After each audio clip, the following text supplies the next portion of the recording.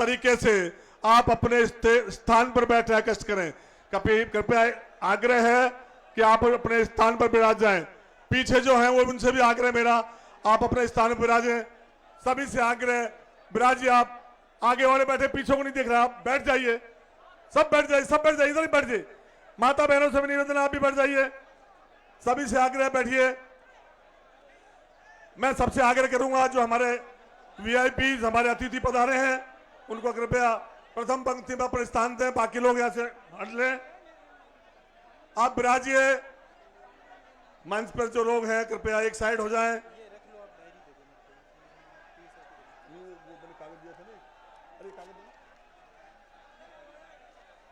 हाँ, कोई बात नहीं, कृपया बैठिए। मेरा निवेदन है, देखिए प्रेम पूर्वक आराम से सुनोगे आप बात। जो पीछे खड़े हैं उनसे मेरा आग्रह, कृपया बैठ जाएं। जो इधर है, इधर साइड पीछे है, कृपया बैठिए। आपसे हाथ जोड़कर मेरा निवेदन है कि कृपया आप बैठ जाइए। बैठिए, आप बैठिए, पीछे से बैठो, आप भी बैठो। जो मेरे पास कृपया बैठ जाइए, आप बैठिए, बैठ जाइए। पीछे से भी, उधर पीछे से बैठिए, आप बैठ जाइए। इस साइड में माता बहनों को पीछे, आगे जो खड़े वो बैठे, कृपया कृपया मेरे आपसे आग्रह, बैठ जाइए।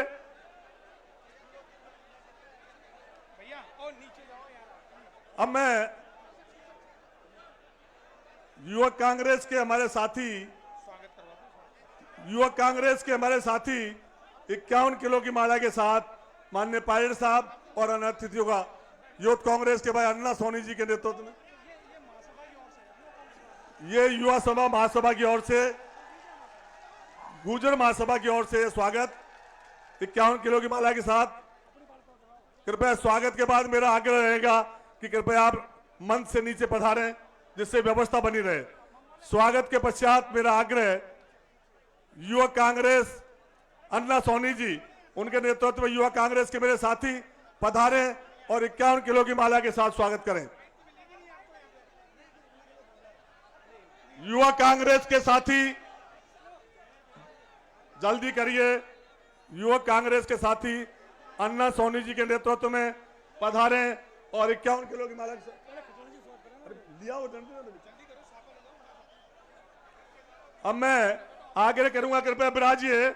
मैं जीआर खटाना साहब से निवेदन करूंगा कि माला और साफा के साथ माननीय सचिन पायलट साहब का स्वागत करें।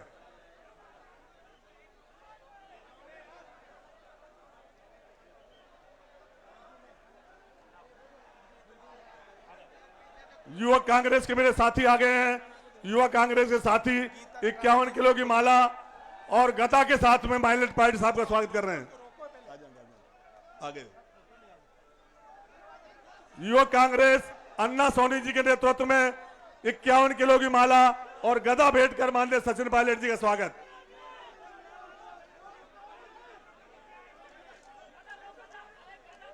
मेरा आग्रह रहेगा कि स्वागत के बाद सब अपने स्थान पर बैठ जाएंगे। स्वागत के बाद मंच को खाली करना होगा। कृपया प्रेम से स्वागत करें और आप बैठें।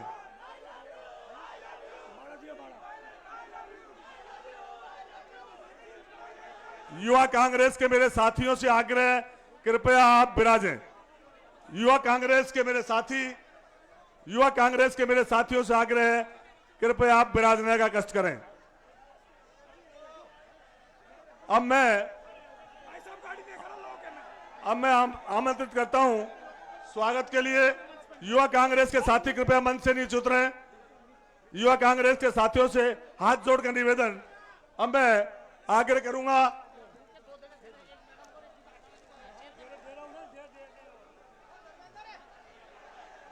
गीता खटाना जी और नगरपालिका की चेयरमैन इंदिरा जी बहरवा बुक्का भेंट करके माननीय पायलट साहब का स्वागत कर रही हैं।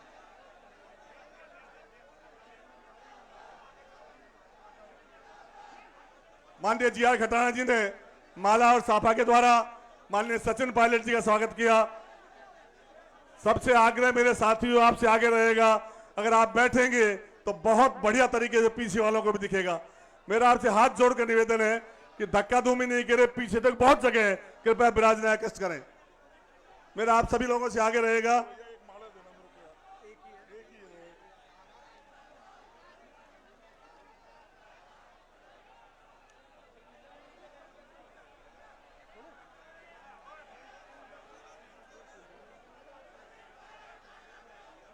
कृपया आप बैठ जाएंगे तो अपनी व्यवस्था बनी रहेगी।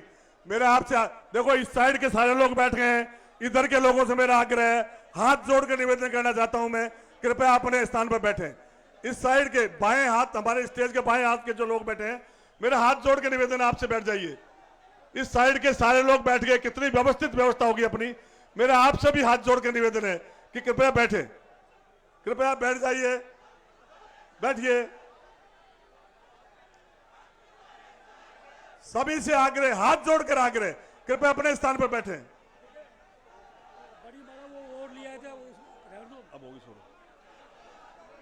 अब मैं स्वागत की कड़ी में दौसा के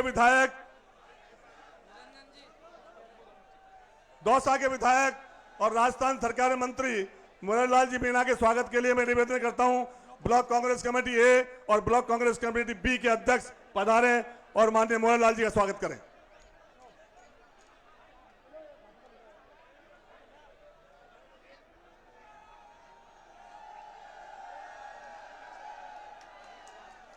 आपसे हाथ जोड़कर निवेदन, कृपया विराजने का कष्ट करें। आप बैठेंगे तो बहुत व्यवस्थित रूप से हम मीटिंग को कर सकेंगे। कृपया हाथ जोड़कर आपसे निवेदन है, कृपया विराजें।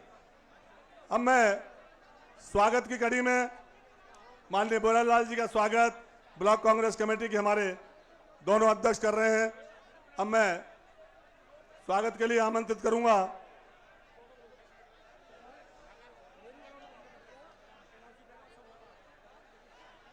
राकेश जी पारी के स्वागत के लिए कैलाश जी बैरवा और अशोक जी काट, नगर अध्यक्ष और मंडल अध्यक्ष दोनों जाएं और राकेश जी पारी का स्वागत करें।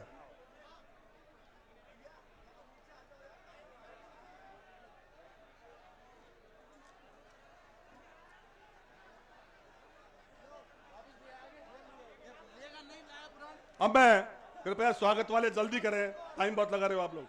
अब मैं आमंत्रित करता हूं पीआर मीणा जी के स्वागत करने के लिए प्रधान बसवा और प्रधानपति बांदी कोई जल्दी पधारिए। स्वागत पीआर मीणा जी का, भाई महादेव गुटला जी और सीताराम मीणा जी पधारिए। माननीय खिलाड़ी यार ये ना, जाओ ना, मैं लेके आया पीआर मीणा जी विधायक बसेड़ी। अब मैं खिलाड़ी लाल जी बैरवा विधायक बसेड़ी के स्वागत के लिए आमंत्रित करता हूं। यार क्या कर रहे हो तुम, 6 घंटे लगाते हो, सामान दो ना तुम यार, सामान दो उनको, खड़े हो जाता है। विधायक साहब से दोनों को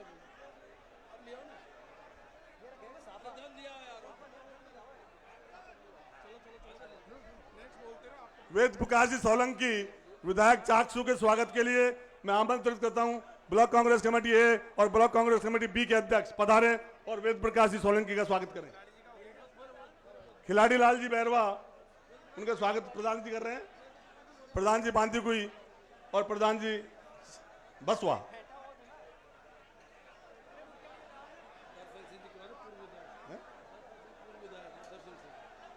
दर्शन सिंह जी जो करौली के पूर्व विधायक हैं, उनके स्वागत के लिए मैं आमंत्रित करता हूं नगर अध्यक्ष और मंडल अध्यक्ष। आप जल्दी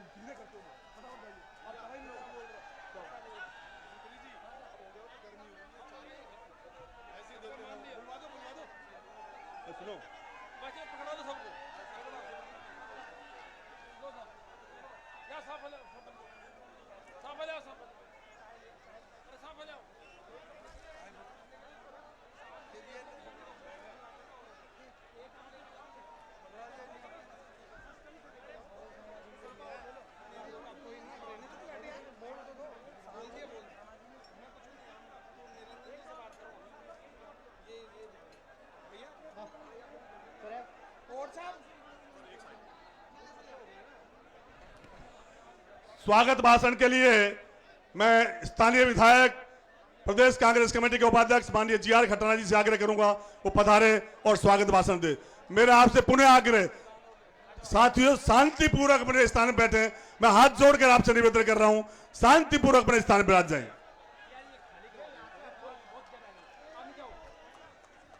आज स्वर्गीय राजेश पायलट कॉलेज में मूर्ति अनावरण समारोह में पधारे राजस्थान सरकार के पहले पूर्व उप मुख्यमंत्री वर्तमान CWC के मेंबर भाई सचिन पायलट जी, राजस्थान सरकार में मंत्री भाई मुरलीलाल मीणा जी, बसेड़ी के MLA भाई खिलाड़ीलाल बैरवा जी, मसूदा के MLA भाई पारिक जी, चाकसू के MLA भाई वेद प्रकाश जी, सभी प्रधान महोदय, सभी प्रिंसिपल महोदय और सभी साथियों, देखिए ये हमारे लिए एक बहुत ही सौभाग्य का विषय है कि आज सचिन पायलट जी ने हम लोगों को टाइम दिया और राजेश पायलट जी की मूर्ति का अनावरण करने यहाँ पधारे। मैं उनका तहे दिल से बहुत बहुत शुक्रिया अदा करता हूँ।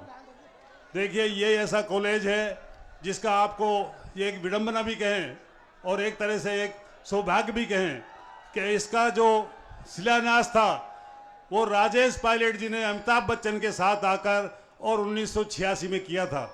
मैं समझता हूँ शायद सचिन पायलट जी उस टाइम छोटे रहे होंगे और शायद उनके साथ पधारे थे, पर यह एक तरह से विडंबना भी है कि उन्हीं के सुपुत्र उनकी मूर्ति का आज अनावरण कर रहे हैं। पर चलो, जो भी भाग्य का विधाता है, जो लिखता है वो हम लोग कोई नहीं मेट सकते। इसके साथ ही सभी साथियों का जो पूरे जिले से और आसपास से पधारे हैं, मैं बहुत बहुत अभिनंदन और स्वागत करता हूं। जहां तक विकास की बात है, मैं समझता हूं कि पूरे क्षेत्र में, पूरे जिले में और हमारी कॉन्स्टिट्यूंसी में बहुत सारे विकास के काम हुए हैं। राजेश पायलट जी के टाइम में जो उन्होंने विकास के काम करवाए, चाहे वो बाणगंगा का पुल था, चाहे वो गंगापुर सिटी से दौसा की रेलवे लाइन थी, चाहे वो मनोहरपुर से हमारे NH का मामला था, उनके किसी काम को भुलाया नहीं जा सकता और सदियों तक उनके कामों को याद किया जाएगा। मैं आप सभी साथियों से निवेदन करता हूं कि आप अनुशासित तरीके से सचिन पायलट जी की बात को सुने और सब मिलकर उनका जोरदार अभिवादन करें। धन्यवाद। राम राम साहब। बहुत बहुत धन्यवाद माननीय खटाना साहब। अब मैं आग्रह करूंगा खिलाड़ीलाल जी बैरवा विधायक पधारे और अपनी बात कहें।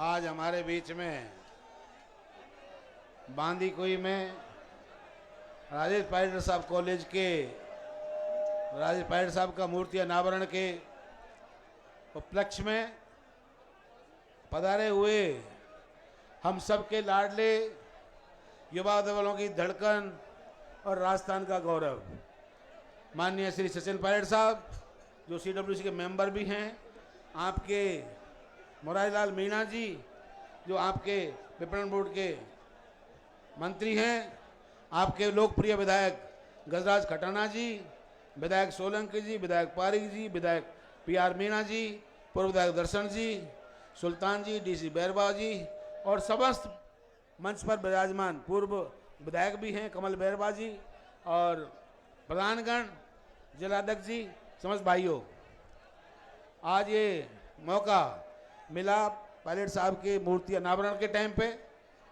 मैं भी सौभाग्यशाली हूँ कि जब हम इन्हीं के टाइम से राजनीति में रहे और इन्हीं की बदौलत थी कि मुझे भी पार्टी का 1993 में विधायक का टिकट करवाया।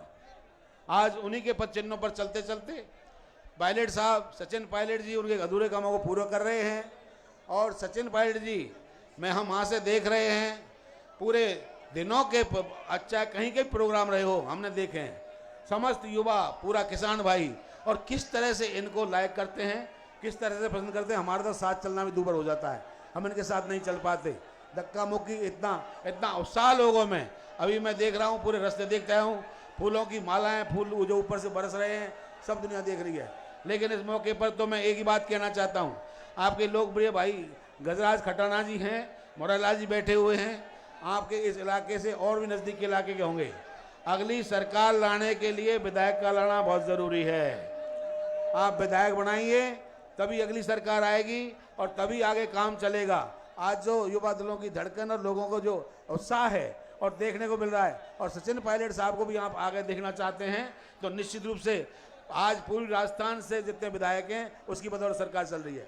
ये बात आ रही है पूरी राजस्थान से अब इतने विधायक नहीं जीतेंगे, लेकिन मैं दावे के साथ कहता हूँ पूर्वी राजस्थान से वो सब विधायक जीत के जाएंगे और जो विधायक जीतेंगे वही अपनी भावना के अनुरूप आला कमान तय करेगा अगला मुख्यमंत्री कौन सा होगा। इसलिए निश्चित रूप से आपकी भावना और जनभावना को ध्यान में रखते हुए मैं तो इस मौके पर इसीलिए निवेदन करता हूं कि भाई हमारे जाति भाई भी और होंगे, काफ़ी माहौल है यहाँ पे, लेकिन कहीं बसपा में 1000-2000 वोट कटाने के चक्कर में अपना नाम खराब नहीं करना है। आपको सब लोगों को कांग्रेस वोट करना है और यहाँ पे जो भी कांग्रेस का प्रत्याशी, हमारे गजराज खटाना जी हों, चमराला जी हों, भाई PR मीणा बैठे, सबको आपको कांग्रेस को चुनाव जिताना है। इस मौके पर मैं यही कहते हुए भाई गजराज खटानी का, मुरारी का और पायलट साहब का पुनः धन्यवाद देते हुए अपनी बात समाप्त करता हूँ। जय हिंद, जय भारत, जय कांग्रेस। धन्यवाद खिलाड़ी लाल जी। अब मैं आमंत्रित करता हूं राकेश पारिक जी को, कृपया पधारें। विधायक राकेश पारिक जी संक्षिप्त में अपनी बात कहें। आज के इस कार्यक्रम के मुख्य अतिथि कॉलेज में हमारे आदरणीय युवा दिलों की धड़कन, राजस्थान ही नहीं पूरे देश के लोगों की चाहत आदरणीय सचिन पायलट साहब, मुरारी लाल जी मीणा साहब, हमारे यहाँ से विधायक आदरणीय खटाना साहब, PR मीणा साहब, खिलाड़ी बेरवा साहब, वेद सोलंकी जी, तमाम मंच पे विराजमान वरिष्ठ नेतागण। देखो पायलट साहब का जोश ही ऐसा है, शॉर्ट में जोश ही ऐसा है। देखो घर की बात तो ये है कि पायलट साहब का जोश पूरे राजस्थान में जहाँ भी जाए वो ही है। और देखिए एक देखो हम भी 40-45 साल से कांग्रेस पार्टी की नेतागिरी करते थे। पायलट साहब को, उनको भी मैंने वोट दिया हुआ है जब ऑल इंडिया अध्यक्ष लड़े, लेकिन ये पायलट साहब की नज़र पड़ी और आज मेरे जैसे एक ब्राह्मण आदमी को इन्होंने, आज लोग पूछते हैं जाति पाति धर्म पैसा 50 तरह की बातें हैं, लेकिन ये पायलट साहब की देन है कि मैं विधायक बना। और ऐसा नेता जिसको पूरे राजस्थान की 36 जनता चाहती है। आज हम तो उस धरती पे, ये धरती पायलट साहब की है, इस धरती को प्रणाम करते हैं कि आपने ऐसे नेता को, ऐसे परिवार को पैदा किया। राम राम साहब। बहुत बहुत धन्यवाद पारिक साहब। अब मैं आमंत्रित करता हूं वेद प्रकाश जी सोलंकी, विधायक साहब सु पधारें और अपनी बात कहें। संक्षिप्त में अपनी बात कहें, नाम के बजाय आदरणीय मंच ही कहें।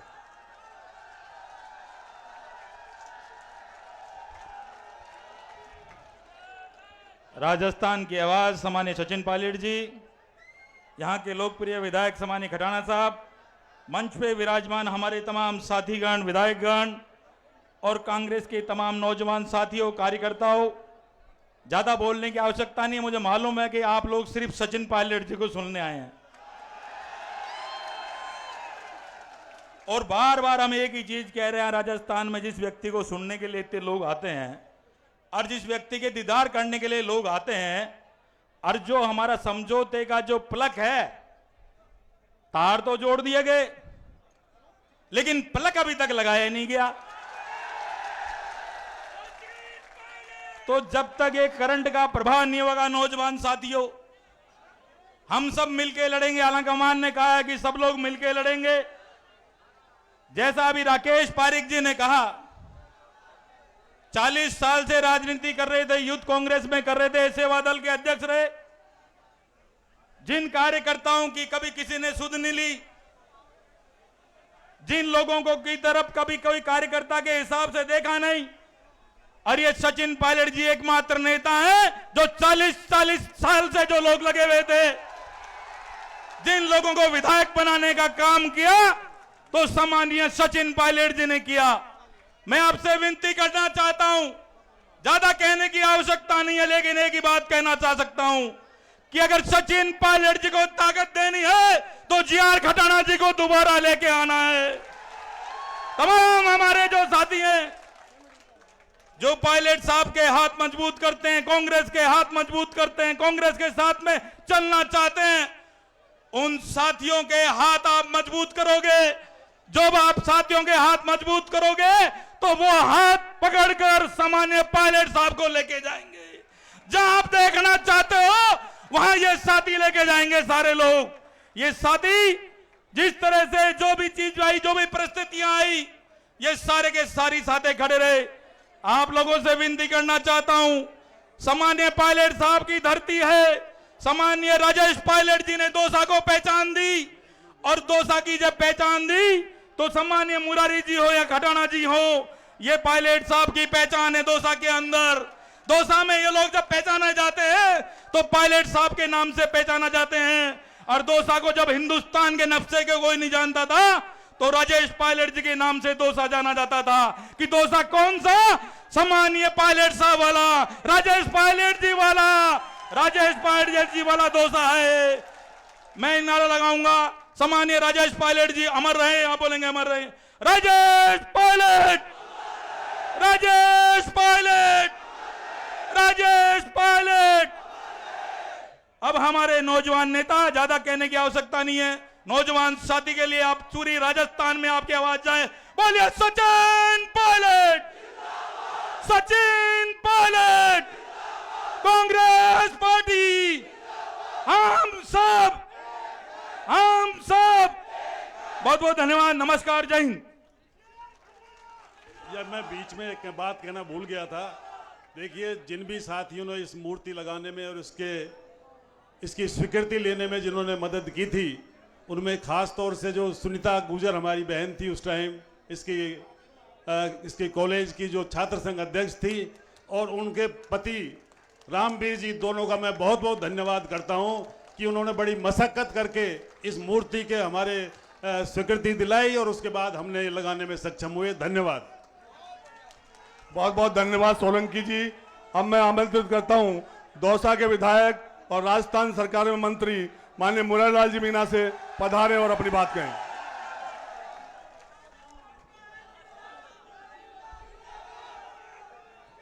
धन्यवाद। राजेश पायलट, राजेश पायलट, राजेश पायलट, सचिन पायलट, सचिन पायलट।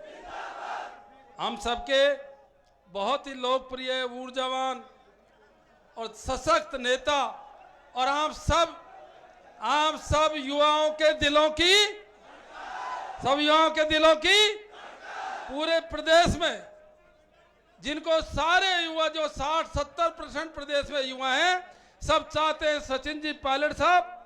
और हमारे साथी सभी विधायक, मंच पर विराजमान सभी हमारे नेतागण, सभी मीडिया के बंधुओं, हमारे जिले और आसपास के पधारे हुए कार्यकर्ता साथियों, प्यारे बच्चों, देखो साथियों, आप में बहुत से लोग ऐसे होंगे जो स्वर्गीय राजेश पायलट के संपर्क में नहीं रहे होंगे। आप में से बहुत सौ का जन्म उनके बाद में हुआ होगा या बालकपन में होंगे साथियों। लेकिन आप किसी से भी पूछ लेना, इस दौसा क्षेत्र के अंदर यदि राजनीतिक जागृति पैदा करी थी तो स्वर्गीय राजेश पायलट ने पैदा करी थी। इस दौसा क्षेत्र के अंदर यदि विकास की परिभाषा सिखाई थी तो स्वर्गीय राजेश पायलट ने सिखाई थी। साथियों, किसानों के लिए हो, चाहे मजदूरों के लिए हो, चाहे किसी और के लिए हो, रोजगार की परिभाषा सिखाई थी तो स्वर्गीय राजेश पायलट ने सिखाई थी। और मैं समझता हूं आज यही कारण है अब दौसा जिले का नाम, दौसा क्षेत्र का नाम पूरे देश के अंदर जाना जाता है। और साथियों, उन्हीं के सुपुत्र सचिन जी पायलट, जिनके बारे में आप जानते हो कितना जज्बा उनका पूरे देश के अंदर है। साथियों, आज उनकी मूर्ति का अनावरण है। मेरा आपसे निवेदन है, दौसा में अनगिनत काम, उससे पहले कोई जानता भी नहीं था कि विकास क्या होता है। हमने देखा है किस तरह से गरीबों को, कमजोर तबकों को, ओबीसी को, एसटी को, एससी को, किसानों को उन्होंने जागृत किया। और साथियों, वो बोलते थे जब तक इन गरीब परिवारों के बच्चे, जब तक इन कमजोर परिवारों के बच्चे पढ़ लिख कर उन कुर्सियों पे नहीं पहुंचेंगे जहां से देश की नीतियां बनती हैं, तब तक इस देश का उद्धार नहीं हो सकता। और ये सही बात है। और उन्हीं के पद चिन्हों पर, उन्हीं के पद चिन्हों पर न तो कभी स्वर्गीय पायलट साहब किसी से दबे थे, चाहे लोकसभा का मेट्रो, चाहे किसी का भी मेट्रो, चाहे गरीबों की आवाज हो। और उन्हीं के पद चिन्हों पर हमारे युवा नेता सचिन जी पायलट आगे बढ़ रहे हैं, सबको साथ में लेके। साथियों, आज यहाँ स्वर्गीय पायलट साहब की मूर्ति का नारायण है। मेरा सभी से निवेदन है, देखो जिस नेता के पीछे जनता खड़ी होती है वही नेता मजबूत होता है। ये परिस्थितियां होती है, कारण होते हैं, और जिस नेता के पीछे पूरी टीम खड़ी होती है, आप पायलट साहब के पीछे खड़े हुए हो, हम सब उनके पीछे खड़े हुए हैं। मेरा भी वहां पे मंडी में प्रोग्राम था, वो कह रहे थे कृषि विपणन मंडी में मंत्री जी ने 2 करोड़ 3 करोड़ दे दिए।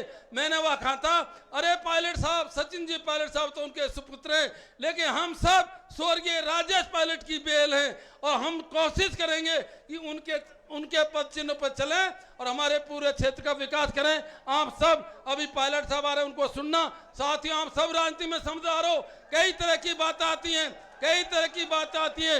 आने वाले चुनाव में आप सब बातों का ध्यान रखना और पायलट साहब को मजबूत करना और धैर्य से काम करना। बहुत बहुत धन्यवाद। राम राम साहब। अब मैं आमंत्रित करता हूं हमारे लोकप्रिय नेता माननीय सचिन पायलट जी को नारों की गड़गड़ाहट के। सचिन पायलट। हेलो भाई, मारी भी एक बात रह गई है, मैं भी कवारा ही मर जा तो मारी भी शादी भाई साहब ने करा दी, पायलट साहब ने, और नहीं रंडवई मर जा तो रंडवई। इसलिए धन्यवाद है पायलट साहब का, धन्यवाद।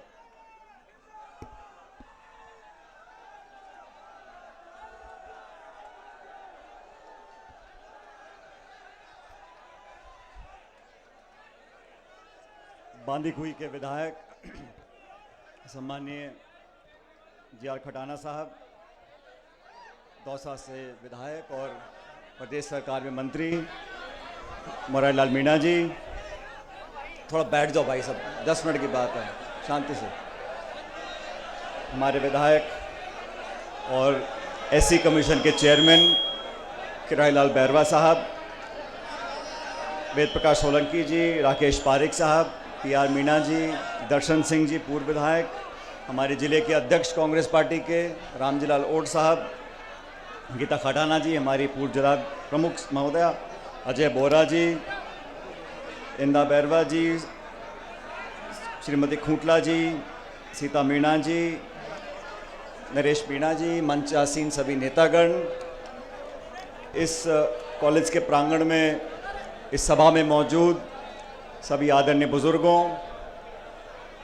माताओं, बहनों, नौजवान दोस्तों, हमारी पार्टी के सभी पदाधिकारीगण, युवक कांग्रेस के, महिला कांग्रेस के, सेवा दल के सभी पार्षदगण, सभी पंच सरपंच, और आप सब लोग जो आज स्वर्गीय पायलट साहब की मूर्ति के अनावरण के कार्यक्रम में आए हो, मैं आप सबका अभिनंदन करता हूं, धन्यवाद करना चाहता हूं कि आज इस खूबसूरत मूर्ति का हम सब ने मिलकर अनावरण किया। खटाना जी क्या है, बहुत जल्दी घबरा जाते हैं, सही बोल रहा हूं ना मैं? तो मैंने कहा खटाना जी शांति रखो और डरो मत। उन्होंने कहा साहब बारिश हो गई, पानी पड़ गया, देरी हो रही है, तो मैंने कहा आप चिंता मत करो। फिर उन्होंने कहा साहब वो बीजेपी वाले कोई यात्रा निकाल रहे हैं, कोई मीटिंग कर रहे हैं, कोई हाथी पे आ रहा है, कोई घोड़े पे आ रहा है। और हकीकत तो यह है कि इस मूर्ति के कार्यक्रम को बहुत समय से उन्होंने मुझसे टाइम मांगा था, लेकिन कुछ परिस्थिति ऐसी रही कि कार्यक्रम नहीं कर पाए। लेकिन फिर वो एक, आप जानते हो पुराने खटाना जी को मैं भी बहुत दिनों से देख रहा हूँ, तो बहुत टेंशन, मन में विचलन, ये हो जाएगा वो हो जाएगा, परिवर्तन यात्रा आ रही है, फलानी पार्टी आ रही है, ये हो रहा है वो हो रहा है। तो मैंने कहा सुनो खटाना जी, 100 सुनार की और 1 लोहार की। मैंने कहा आप चिंता मत करो, हम सब लोग आएंगे, और ये पुराना बहुत लंबे समय का कार्यक्रम होना था, लेकिन हर चीज का समय होता है। और ये संयोग की बात है कि कल एक जनसभा प्रियंका जी ने करी टोंक में। अब आप जानते हो मैं टोंक जिले से, टोंक का विधायक हूं, लेकिन ये मैं कैसे भूल सकता हूं कि मैं सबसे पहले दौसा का सांसद था। तो कुछ संयोग ऐसा बैठा कि जैसे ही हमारी टोंक की सभा कल खत्म हुई, हमारा आज 11 तारीख का प्रोग्राम था, तो मैं धन्यवाद देना चाहता हूं उन सब लोगों का जिन्होंने इस मूर्ति का निर्माण करने में, इस कार्यक्रम को कामयाब बनाने में एक दूसरे का सहयोग किया। और आप सब जानते हो, चुनाव ज़्यादा दूर नहीं है। अभी खटाना जी याद दिला रहे थे 1986 में, मुझे अच्छी तरह याद है, मैं छोटा था उस समय, मेरे ख्याल 8-10 साल का होऊंगा। उस समय पायलट साहब ने इस कॉलेज का जब शिलान्यास किया था तो टाइम था सुबह का 11-12 बजे का, हम पहुंचे रात के 1 बजे यहाँ पे। उन दिनों सड़कें छोटी थी, एम्बेसडर गाड़ी थी, डीजल की थी, बार बार गर्म हो जाती थी, रुकना पड़ता था। और साथ में आए थे उस समय सांसद थे अमिताभ बच्चन जी।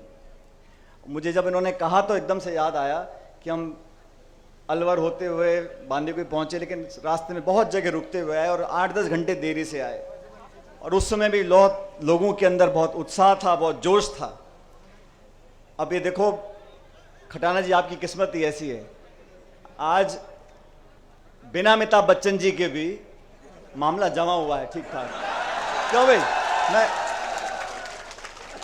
और ये बात भी सही है कि शिलान्यास पायलट साहब ने किया था, लेकिन आज उनकी मूर्ति का जहां भी होंगे वो देख रहे होंगे कि हम सब ने मिलकर उनका मान सम्मान किया है। और इस मूर्ति की प्रेरणा आने वाली पीढ़ियां हमसे आपसे लेती रहेंगी। ये 36 कौम के लोगों के लिए, समाज के लोगों के लिए, जिले के लिए, जो जो बच्चे यहाँ पढ़ेंगे उन सब के लिए एक प्रेरणा का स्रोत रहेगा। अब क्योंकि 2.5-3 महीने बाद चुनाव है और मेरे ख्याल 1 महीने में आचार संहिता लग जाएगी।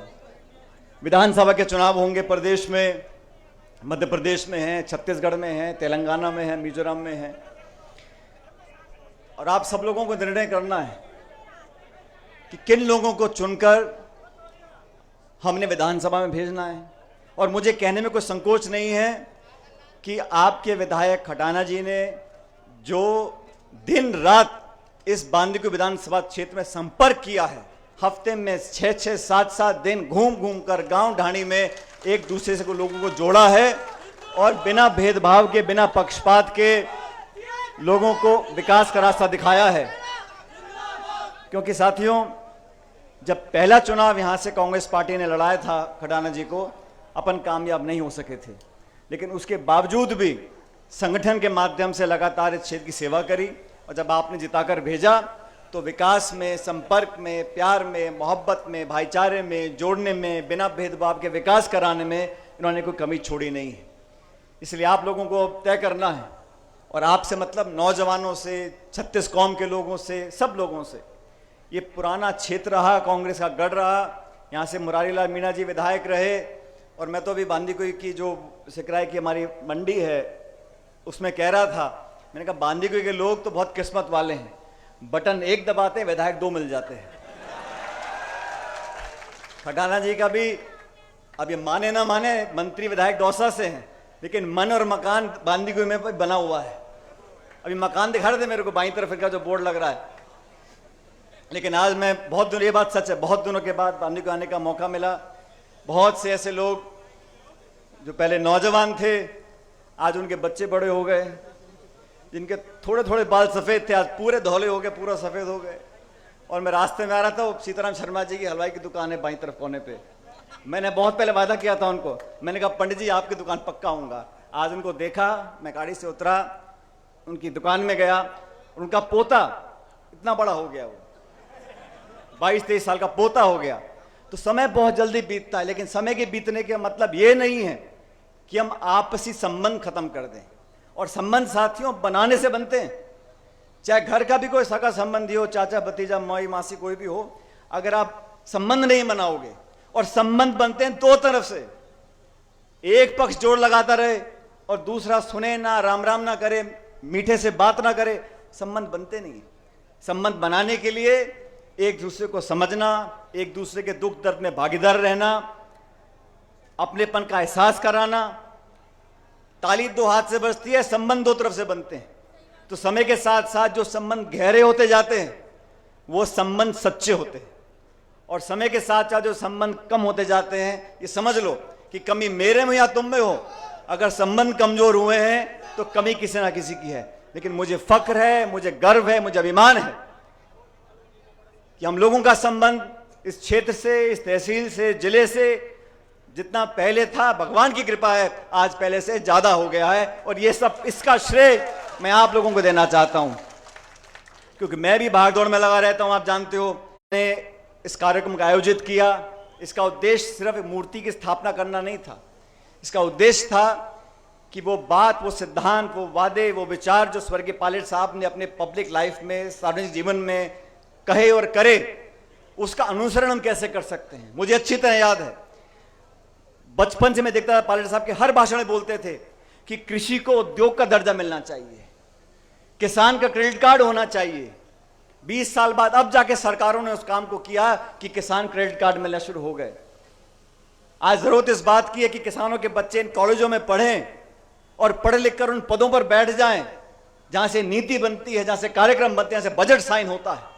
अगर उन कुर्सियों पर गरीब और किसान के बच्चे बैठेंगे, उस अधिकारी को, उस नेता को बताने की जरूरत नहीं पड़ेगी कि किसानी में कितनी लागत लगती है, खाद बीज पानी कहां से आता है, फसल का बीमा कहां से होता है, गाय भैंस बकरी कहां से आती है। तभी मैं कहता हूं, पायलट साहब भी कहते थे, गरीब गांव ढाणी में पैदा होने वाले बच्चे बच्चियां, उनको शिक्षा का वरदान मिले, वो पढ़ लिख कर कामयाब हों, जो व्यवस्था इस देश में संविधान में बनाई है उसका पूरा उपयोग वो कर सकें, तभी परिवर्तन आएगा, तभी बदलाव आएगा, तभी देश विकसित होगा।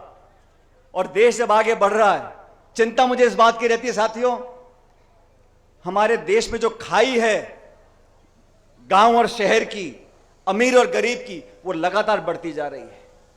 आज जो संपन्न है, जिनकी जेब में बहुत पैसा है, उनको रोकने वाला कोई नहीं है, और जो गांव गरीब जैसे हाल में कल था, आज बहुत ज्यादा सुधार हो नहीं सका, क्योंकि उस सोच के लोग बैठे नहीं है दिल्ली की सरकारों में, जिनके मन में पीड़ा हो। आज 9 साल से एक सरकार दिल्ली में बैठी है, बजाय भाषण देने के और ज्ञान बांटने के और विज्ञापन थपनाने के, ऐसी कौन सी नीति बनाई है मुझे बता दो आप लोग। नरेगा की योजना हमारी सरकार लेकर आई, शिक्षा का अधिकार हमारी सरकार लेकर आई, रोजगार का अधिकार हमारी सरकार लेकर आई। गरीबों का 75,000 करोड़ ऋण किसने माफ किया? कांग्रेस सरकार ने माफ किया। बीजेपी की सरकार जनता ने बनाई 2014 में, उसका मैं सम्मान करता हूं, क्योंकि जनता के आगे कोई नहीं है। उस सरकार बनाने के बाद हुआ क्या? नोटबंदी कर दी, जीएसटी लगा दिया, गैस का सिलेंडर 1100 रुपए का बिक रहा है। ऐसा क्या कारण है कि केंद्र की सरकार जो पूर्ण बहुमत की सरकार है, मिलीजुली सरकार नहीं है।